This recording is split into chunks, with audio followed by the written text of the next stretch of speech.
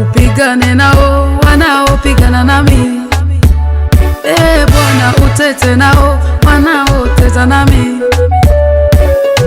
Upigane nao wanaopigana nami. Uishike ngao dakika, usimame unisaidie. Utoe mkuki uwapige wanaonifuatia. Uambie nafsi yangu, mimi ni wokovu wako. Utoe mkuki uwapige wanaonifuatia. Uambie nafsi. Unasema nini? Amen. Voici ce qu'on voit.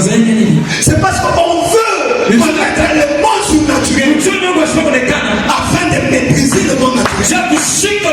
C'est pourquoi tout se fait là. Oui, bonjour bien-aimés dans le Seigneur. Je vous salue encore de partout. Vous êtes en train de nous suivre. Que le Seigneur, le Dieu de gloire, vous bénisse. Nous sommes là encore pour vous parler de la part du Seigneur. Nous continuons avec notre thème, les 5 raisons pour lesquelles un chrétien ne doit pas faire de la politique. Ce n'est pas dit que nous voulons dire qu'un chrétien ne doit pas faire de la politique, mais ici nous montrons les raisons pour lesquelles il ne doit pas faire. Mais ce n'est pas dire que nous disons qu'un chrétien ne doit pas faire de la politique. Mais ici, quand même, nous donnons 5 raisons pour lesquelles un chrétien ne doit pas faire de la politique. Et nous montrerons plus tard dans quel cadre, comment est-ce qu'un chrétien peut se retrouver dans la politique et quelles sont les mesures à prendre. Que le Seigneur vous bénisse. Alors, dans l'émission prochaine, je vais donner aussi quelques critiques de scientifiques. Mais ici, nous allons parler déjà du deuxième point, parce que nous avons eu à parler du premier point.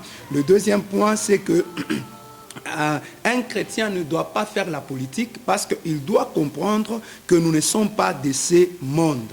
Il doit comprendre que nous ne sommes pas de ce monde.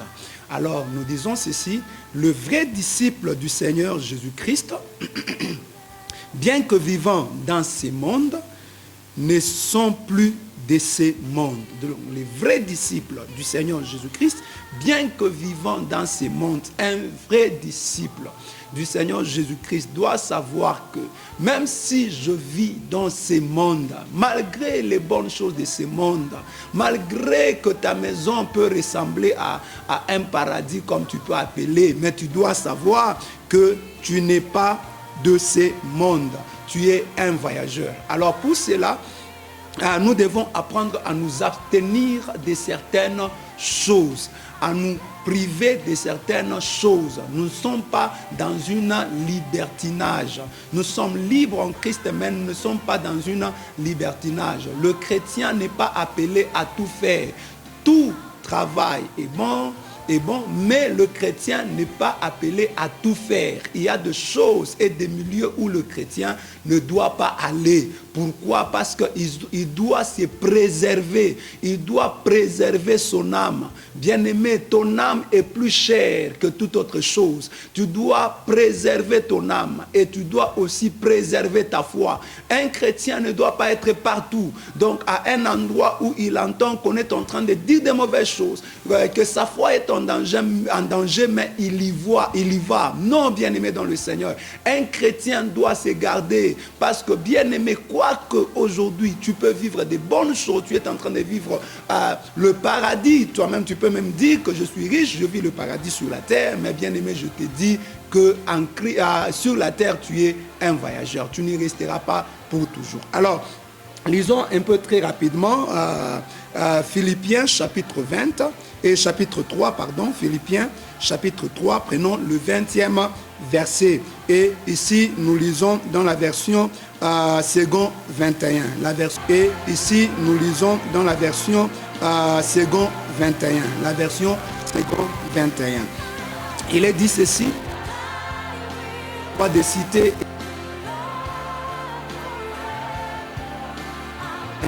Jésus-Christ.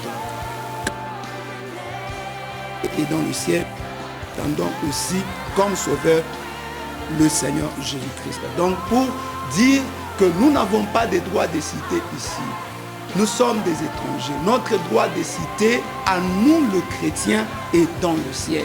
Dans le ciel, c'est ça notre cité, c'est ça notre endroit, c'est ça notre demeure. Et vous allez vous rappeler que Jésus-Christ avait dit, je m'en vais vous préparer une place et je reviendrai vous prendre. Que le Seigneur vous bénisse. Alors, nous devons vivre dans cette attente-là. Hein? Il ne faut pas se battre pour les choses matérielles, pour les choses charnelles, pour les choses de ce monde. Tu vas dans les endroits où on se tue facilement, où on se met de poison facilement, où dans votre, prochainement je parlerai du corporation, du corps dans lequel vous vous retrouvez. Hein? Dans votre plateforme, je parlerai un peu plus tard sur ça. Prenons encore un autre passage biblique, prenons 1 Pierre 2:11. 1 Pierre 2:11.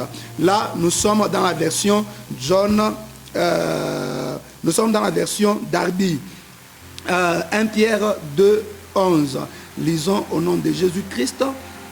Il est écrit, bien-aimés, je vous exhorte, comme foraines et étrangers, à vous abstenir des convoitises charnelles, lesquelles font la guerre à l'âme, ayant une conduite honorable parmi les nations. Ok? Ici, je vous, ça c'est l'apôtre Pierre qui parle. Il dit, je vous exhorte comme étrangers, comme voyageurs et étrangers, à vous abstenir des convoitises charnelles, lesquelles font la guerre à l'âme. Donc, ici, pour l'apôtre, il veut que nous puissions nous abstenir des convoitises charnelles.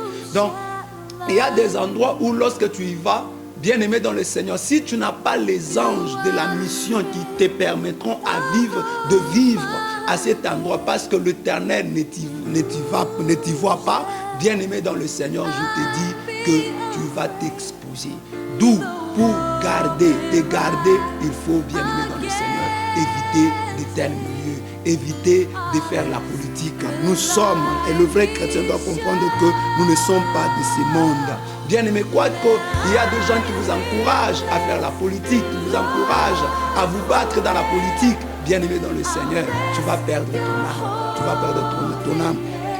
Je voulais dire ceci, l'engagement dans la politique est généralement motivé par la recherche du pouvoir. Et vous aurez parlé ça dans la séquence qui va suivre. Très souvent, lorsque nous allons dans la politique, c'est pour rechercher le pouvoir. Mais ici, comprends, bien-aimé dans le Seigneur, que nous ne sommes pas de ce monde.